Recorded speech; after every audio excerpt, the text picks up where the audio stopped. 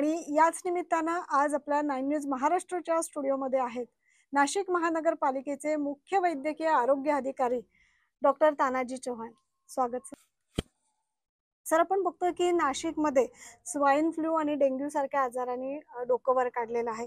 Swine फ्लूचं साधारण 10 रुग्णांचा मृत्यू झालेला आहे आणि संपूर्ण जिल्ह्यात जवळजवळ 60 ही रुग्णसंख्या डिटेक्ट झालेली आहे. कदाचित ती कमी जास्त असू शकते. तर या अनुषंगानं महापालिकेने काय उपाययोजना केल्यात?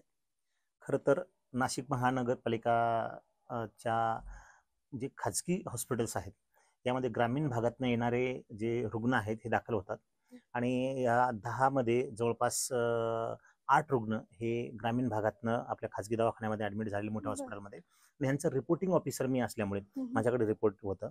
शहरातील 2 रुग्ण ज्यांचे वय 58 वर्षापेक्षा जास्त होते आणि त्यांना काही कोमॉर्बिड कंडिशन होत्या, म्हणजे हायपरटेन्शन, डायबिटीस वगैरे, आणि यामुळे ते बरेच दिवस ऍडमिट होते आणि त्याच्यानंतर ते दगावलेत.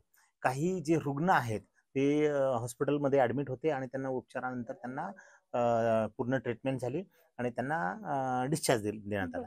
या अनुषंगाने माझी आरोग्य यंत्रणा सक्षम आहे. आमचा सर्व्हे चालू आहे. माझ्याकडे जवळपास 550 ते 600 आशा आहेत आणि त्याचबरोबर 30 शहरी प्राथमिक आरोग्य केंद्र आहेत.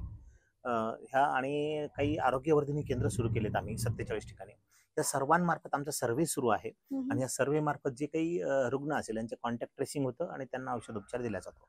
त्याचबरोबर शहरातील ज्या मोठ्या हॉस्पिटल्स आहेत इथे आम्ही एक आयसोलेशन सेंटर तयार केलेलं आहे झाकीर हुसेन हॉस्पिटलला. त्यामुळे मी शहरातील रुग्णांना हे आवाहन करतो नेहमी की तुम्हाला काही अशा घशात खवखळणं, ताप येणं, अंग दुखणं अशा काही लक्षणं आढळल्यात तर आमच्या शहरी प्राथमिक आरोग्य केंद्र आणि महापालिकेचे जे दवाखाने आहेत यांच्याकडे तुम्ही जर आला तर तपासणी होईल. आणि त्याचबरोबर काही स्वाईन फ्लूचे लक्षणं आढळले किंवा आजार आपल्याला वाटला तर आम्ही तिथे दाखल करून ट्रीटमेंट देण्यासाठी माझ्याकडे सक्षम यंत्रणा आहे. नक्कीच. आणि आपण बघतो आहे की स्वाईन फ्लू आहे आणि डेंग्यूने देखील वर काढलेलं आहे डोकं. तर डेंग्यूच्या बाबतीत तुम्ही काय सांगाल? आणि डेंग्यू आपण बघतोय की मच्छर किंवा डासांमुळे हा प्रादुर्भाव होतोय. तर याबाबतचं काही प्रशासनाच्या वतीनं किंवा महापालिकेच्या वतीनं काय नेमक्या उपाययोजना करण्यात आल्यात? नाही, डेंग्यूच्या बाबतीत बोलायचं झालं तर मागच्या वर्षापासून ते त्याच्या हा डेंग्यूचा जे केसेस आहेत ते इन्क्रीजिंग होत आहेत, वाढत चाललेले आहेत आणि ह्याचे कारण पण बरेचसे आहेत. आता मागच्या वर्षाचा मी आकडा बघितला तर शहरामधील जे स्लम एरियापेक्षा जे उच्चभ्रू सोसायटी आहेत यामध्ये डेंग्यूचे रुग्ण जास्त आढळले. म्हणजे आम्ही बऱ्याचदा लोकांना सूचना केल्या, काही पॉम्पलेट्स वगैरे वाटप केले, पेपरात पण आम्ही वेळोवेळी बातम्या देतो. पण ह्याच्यात झालं असं की ज्या उच्चभ्रू सोसायटीमध्ये आपले जे फील्ड वर्कर आहेत किंवा आरोग्य कर्मचारी ह्यांना जे लोक घरात येऊ देत नाही आणि ज्या केसेस कुठं आढळल्या की ज्यांच्या घरामध्ये फ्रीज आहे, एसी आहे, कूलर आहे, ह्याच्यातलं पाणी ते बदलत नाही. काही लोकांच्या घरामध्ये जे काही आपण फ्लावर पॉट ठेवतो मोठे मोठे, म्हणजे कमळाचे फुलं आणि त्याच्यामध्ये कुंड्या वगैरे, त्याच्यामध्ये ते बरेच दिवस पाणी, आणि हा जो डेंग्यूचा डास जो आहे त्याच्या आळ्या ज्या आहेत ना त्या स्वच्छ पाण्यामध्ये आढळतात. ते स्वच्छ पाणी आपण जर ठेवलं तर त्याच्यामध्ये त्यांना दर 8 दिवसांनी जर बदलवलं आपण ते पाणी तर होणार नाही. नाशिकमध्ये खूप ठिकाणी मोठे मोठे बिल्डर्सचे कामं चालू आहेत. ते बिल्डिंग बांधताना वर पाणी साठवतात, टेरिसवर पाणी साठवतात, खाली मोठ्या मोठ्या टाक्या असतात, त्याच्यातलं पाणी ते वापरले जात नाही, त्याच्यामध्ये डेंग्यूच्या आळ्या. आणि माझी जी मलेरिया विभागाची माझी यंत्रणा आहे ती खूप सक्षमपणे काम करते. आमच्या व्हिजिट्स होतात, जे काही बायोलॉजिकल व्हेक्टर्स असते, गप्पी मासे असेल, गप्पी मासे आम्ही सोडतो. त्याचबरोबर आमच्या फॉगिंग चालू आहे, स्प्रेइंग चालू आहे, जी आमची मॅनपॉवर पूर्ण यंत्रणा आम्ही काम करतो. परंतु माझं लोकांना आव्हान आहे की हा फक्त ह्यांचा कोणी यंत्रणेचा भाग नाही, तर आपण वैयक्तिक ह्याचं पार्टिसिपेट झालं तर आपण ह्याच्यासाठी लढू शकतो. आणि माझं ह्यावेळेस कॅम्पेन खूप जोरात चालू आहे, सर्वेक्षण मोठं चालू आहे, लोकांना आव्हान पण माझं चालू आहे. त्यामुळे ह्या वर्षी त्या केसेस वाढू नये यासाठी मी परिपूर्ण प्रयत्न करतोय.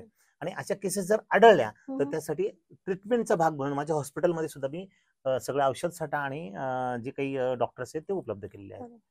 आणि बरेचदा असं होतं की थोड्याफार प्रमाणात हे आजाराचे लक्षण जाणवतं तर ते समजतं किंवा समजल्यानंतरही घरच्या घरीच लोक बरेचदा उपाय करतात किंवा घरी थांबता, हॉस्पिटल जाण्याला प्राधान्य देत नाही. तर अशा नागरिकांना आपण काय सांगाल? नाही, ह्या बाबतीमध्ये आमचे महापालिकेचे आयुक्त सर आणि त्याचबरोबर अतिरिक्त आयुक्त मॅडम यांनी मला वेळोवेळी हा आढावा घेतला जातो आणि त्यांचं एक खास महापालिकेच्या कार्यक्षेत्रातील जे लोक आहेत यांच्या आरोग्यासाठी आपण काय विशेष उपाययोजना केल्या त्याचा आढावा नेहमी घेत असतात. औषध साठा मी पावसाळ्याच्या अनुषंगाने आणि ह्या साथीच्या अनुषंगाने औषध साठा माझा पुरेपूर आहे. त्याचबरोबर जी यंत्रणा आहे मी सक्षम केलेली आहे. त्यामुळे मी आव्हान लोकांना हेच करतो की तुम्हाला असे काही लक्षणं आढळलं डेंग्यूची किंवा मलेरियाचे वगैरे तर तुम्ही आमच्या यंत्रणेकडे या. शहरी प्राथमिक आरोग्य केंद्र मोठे हॉस्पिटल आहेत, चाचण्या फ्री आहे, औषधोपचार फ्री आहे, सगळं फ्री आहे.